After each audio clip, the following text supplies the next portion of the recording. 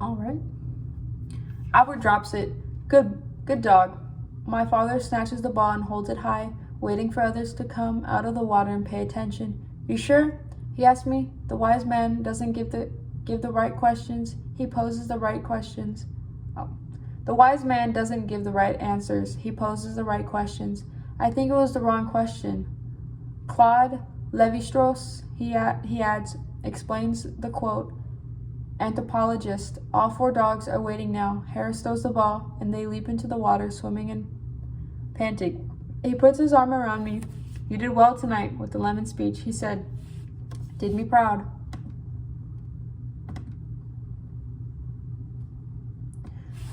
Chapter 24. That night, I take one of the sleeping pills I stole. I took it because I am curious. I take it because if I don't take anything, I'll likely get up in the middle of the night sweating, thirsty, and disoriented.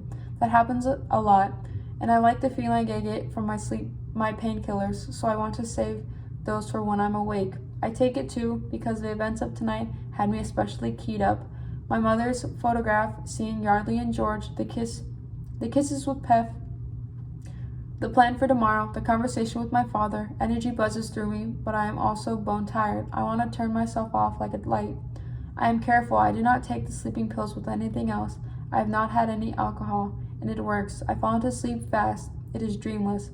I do not know yet that it will take me some years and 2 stays in rehabilitation clinics to stop taking pills.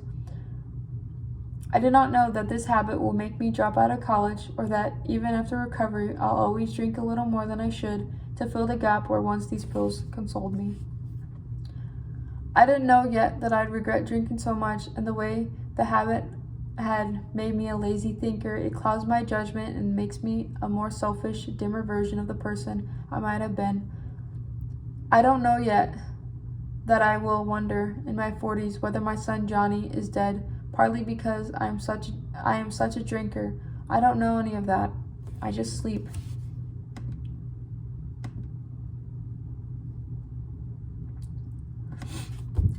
Chapter 25.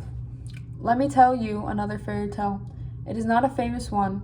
I first read it in our family's copy of Grimm's, and I read it to Rosemary again the summer I am 17. This is my version. The Stolen Pennies.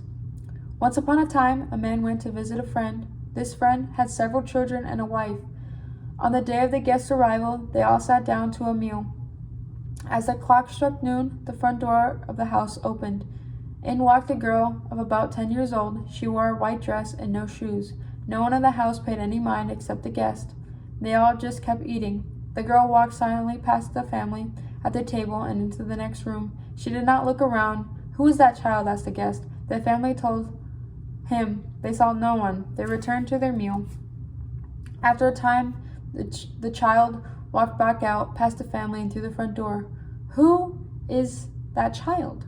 Asked the guest again. The one with no shoes, but again the family saw no one. The next day, at precisely noon, everyone was eating together again when the front door opened. The girl walked in. As before, she walked silently past the family and into the next room. No one else saw her. This time the guest followed.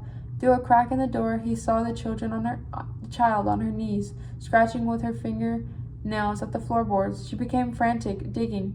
He feared she would injure her hands. The guest told his host what he was seeing. He described her tangled hair, her round face, the mole on her chin.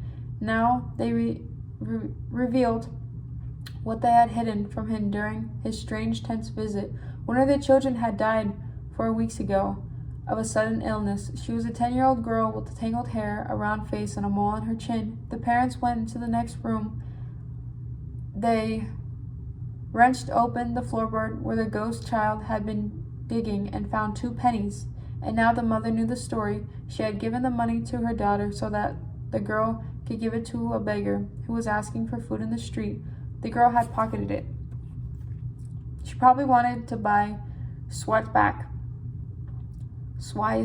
cookies, said the mother, so she kept the pennies for herself. The ghost nodded. I will donate this money now, said the mother. I will help someone in need. My daughter should not worry or feel sorry any longer. When the guest turned the corner where the ghost child had been standing, she was not there anymore. She was at rest in her grave. This is my story. I am the guest. I am the one who can see the ghost of a 10-year-old girl Rosemary has come back to get my help as she searches for rest. The guest is the truth seeker, the truth speaker, the one who can see and acknowledge the pain, thereby absolving the family. So that is me. I mean, I would like to be the guest, but let me be honest. If I am telling the story right, really telling it the way I need to, I am not the guest after all. In this story, the story of the stolen pennies, I promise you, I am the ghost.